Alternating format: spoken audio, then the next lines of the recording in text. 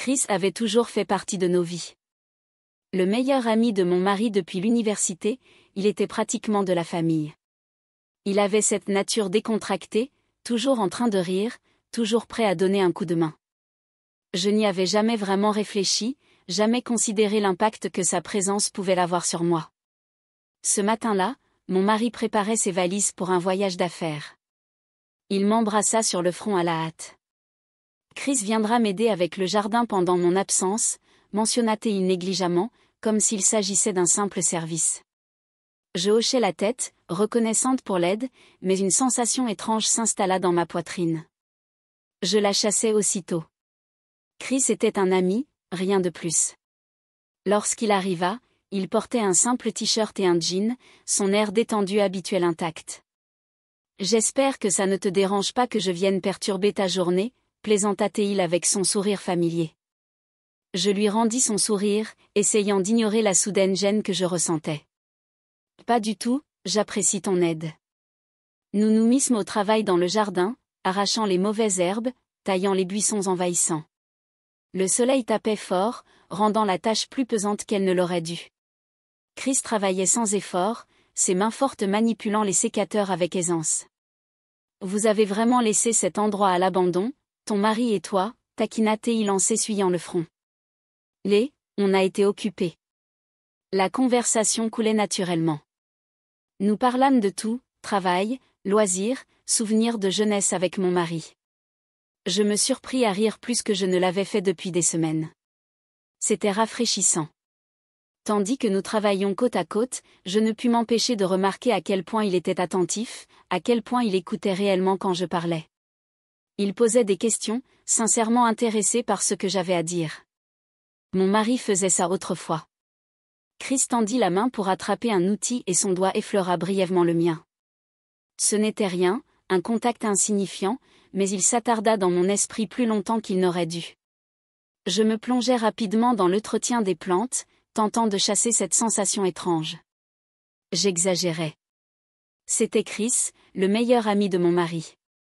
Le temps passa, le jardin se transformant peu à peu sous nos efforts. Il s'arrêta un instant pour s'étirer. « Et tu as déjà pensé à faire une pause, à prendre du temps pour toi ?» J'hésitais. Je suppose que je n'en ai pas eu l'occasion. « C'est bien ça le problème, » dit-il en me regardant, une expression indéchiffrable sur le visage.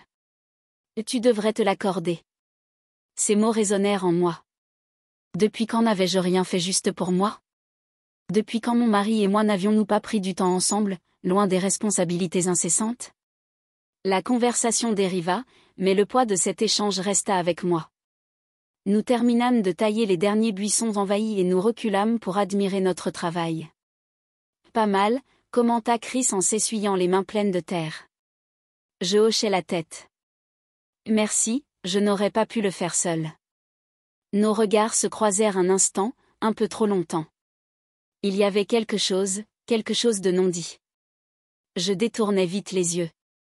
Je vais aller chercher de l'eau. Dans la cuisine, je m'adossai au comptoir et pris une grande inspiration.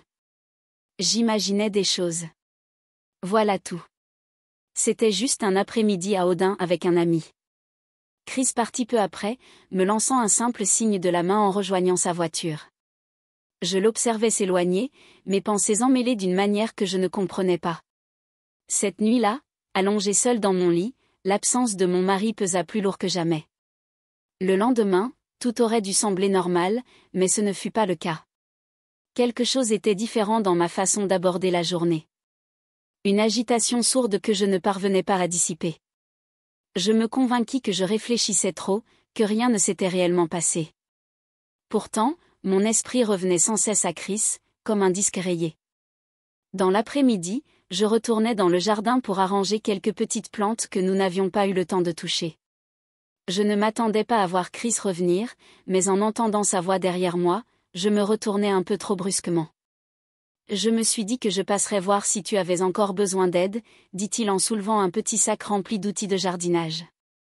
J'hésitais un instant de trop avant de hocher la tête. Je ne vais pas dire non. Nous reprîmes notre travail dans la même harmonie silencieuse qu'avant. Cela semblait naturel, trop naturel, et c'est bien cela qui me troubla. Tu semblais perdu dans tes pensées tout à l'heure, fit-il remarquer après un moment. Je haussai les épaules, essayant d'adopter un ton léger. Je réfléchissais juste à quoi j'hésitais, au mariage, à la vie, à comment les choses changent avec le temps. Chris hocha la tête, mais ne répondit pas tout de suite. Puis, après une pause, il déclara, « C'est facile de se laisser aller, d'arrêter de prêter attention. » Je le regardais. Ces mots me touchèrent plus profondément que prévu. Ce n'est pas que je ne l'aime pas, me suis-je entendu dire, c'est juste que parfois j'ai l'impression de disparaître en arrière-plan. Chris soupira en posant ses outils. Je comprends. Les gens pensent que les relations doivent simplement continuer à fonctionner d'elles-mêmes, mais ce n'est pas le cas. Je le regardais, puis vraiment le regardais. Il y avait quelque chose dans son expression, de la compréhension, de la chaleur, et autre chose que je n'étais pas prête à nommer. Une brise traversa le jardin, envoyant quelques feuilles tourbillonner au sol.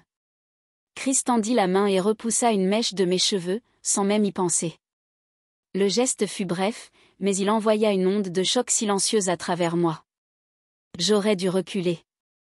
J'aurais dû changer de sujet, mais je ne l'ai pas fait.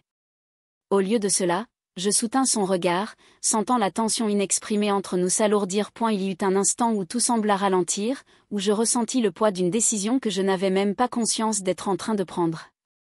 Chris expira et recula le premier. C'est dangereux. Je déglutis difficilement. Je sais. Le silence s'étira entre nous, chargé de tout ce que nous ne disions pas. Il passa une main sur son visage. Je devrais probablement y aller. Je ne l'arrêtais pas alors qu'il s'éloignait vers sa voiture. Je restais figé sur place, mon cœur battant la chamade pour une raison qui n'avait rien à voir avec l'effort. Je savais que je venais de franchir une ligne invisible, une ligne dont je n'étais pas certaine de pouvoir revenir. Cette nuit-là, le sommeil ne vint pas facilement. Mon esprit était agité, rejouant chaque détail de la journée, la façon dont Chris m'avait regardé, la façon dont je m'étais laissé emporter par quelque chose que je savais être mal. Je n'arrêtais pas de me dire que ce n'était rien, qu'il ne s'était rien passé de concret. Mais la culpabilité s'enfonçait profondément en moi, me tordant l'estomac. Mon mari appela tard dans la soirée, sa voix fatiguée mais affectueuse. « Comment s'est passée ta journée ?» J'hésitais. « Eh bien, j'ai juste passé du temps dans le jardin. » Un silence. Chris m'a dit qu'il t'avait encore aidé. C'était sympa de sa part. Une pointe me traversa la poitrine. Il me faisait confiance. Il nous faisait confiance à tous les deux. Oui, c'était gentil.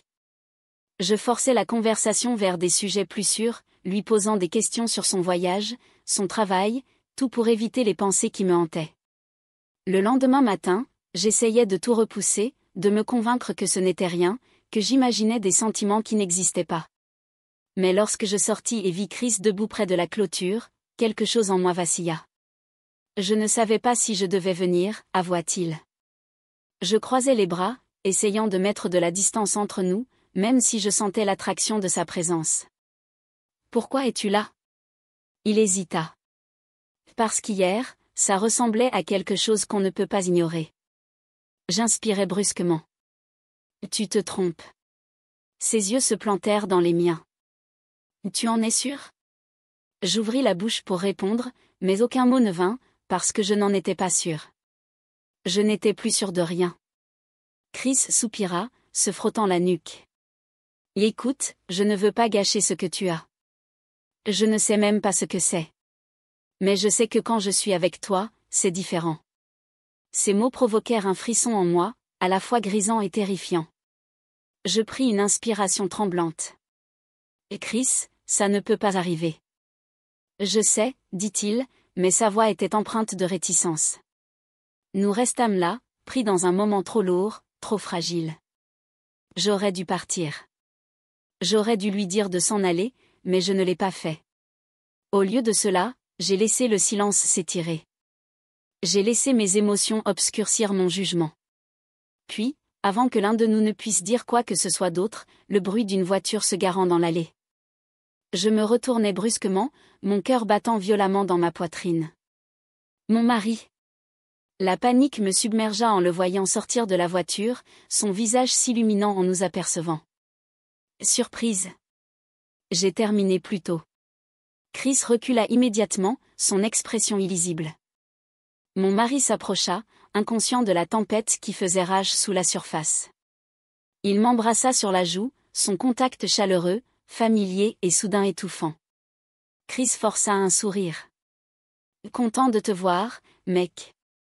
Toi aussi, répondit mon mari en lui donnant une tape sur l'épaule.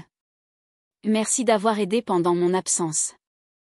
Pas de souci, répondit Chris, sa voix tendue. Je déglutis difficilement, sentant tout s'écrouler sur moi. J'avais flirté avec quelque chose de dangereux, quelque chose qui aurait pu tout détruire. Et maintenant, avec mon mari là, la réalité me frappa de plein fouet. Chris me regarda une dernière fois, quelque chose d'indicible passant entre nous. Puis, sans un mot de plus, il tourna les talons et s'éloigna.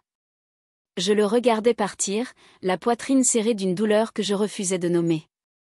Mon mari passa un bras autour de ma taille, totalement inconscient. Alors, raconte-moi tout ce que j'ai manqué. Je forçais un sourire, mais à l'intérieur, j'avais l'impression d'avoir échappé de justesse à quelque chose dont je ne me pardonnerais jamais. Ce soir-là, à table, j'observais mon mari parler de son voyage, son enthousiasme débordant. Il n'avait aucune idée que pendant son absence, quelque chose avait changé, que j'avais laissé une chose que je ne comprenais pas totalement s'immiscer en moi. Je voulais oublier, effacer ces derniers jours de ma mémoire, mais la culpabilité ne me laissait pas faire. Elle pesait sur ma poitrine, écrasante, inéluctable. Lorsqu'il prit ma main et la serra doucement, une vague de honte m'envahit. Il m'aimait, il me faisait confiance, et j'avais failli le trahir d'une manière dont je ne pourrais jamais revenir en arrière. Allongé à côté de lui cette nuit-là, les yeux rivés au plafond, mes pensées tournaient en boucle. Ce n'était pas seulement à propos de Chris, c'était plus profond. C'était quelque chose de brisé dans mon mariage que je n'avais pas voulu voir.